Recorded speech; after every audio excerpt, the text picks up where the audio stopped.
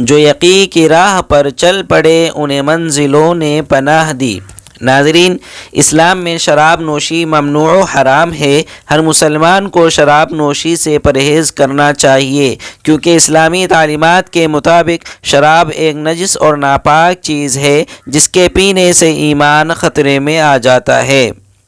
ناظرین، جس طرح شراب کا پینا حرام ہے، ٹھیک اسی طرح شراب کی خرید و فروخت، اس کا اشتہار وغیرہ بھی جائز نہیں۔ چنانچہ ہمارے نبی محمد صلی اللہ علیہ وسلم کا ارشاد ہے، اللہ نے لعنت فرمائی ہے شراب کے نچوڑنے والے پر، اسے پینے والے، اسے بیچنے والے اور اسے خریدنے والے پر۔ ہر مسلمان کو شراب سے بچنا چاہیے، وہ عام ہو یا سیلیبریٹی ہو۔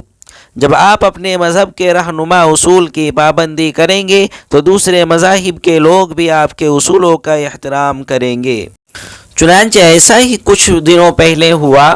آسٹریلیا کے مسلمان اور پاکستانی نژاد آسٹریلوی بلے باز عثمان خواجہ ایشز سیریز فتح کا جشن منانے کے دوران شراب کی بوچھاڑ سے بچنے کے لیے ساتھی کرکٹرز سے دور کھڑے ہو گئے۔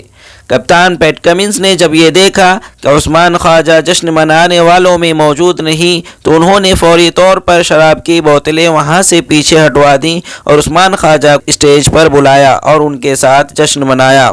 سوشل میڈیا پر وائرل ویڈیو میں دیکھا گیا ہے کہ انگلینڈ کے خلاف میچ اور سیریز جیتنے کے بعد آسٹریلیائی کھلاڑی ٹرافی کے ساتھ تصویر بنانے جمع ہوئے اور شراب کی بوتلوں کے ساتھ اپنے روایتی انداز میں جشن منانے کی تیاری کرنے لگے۔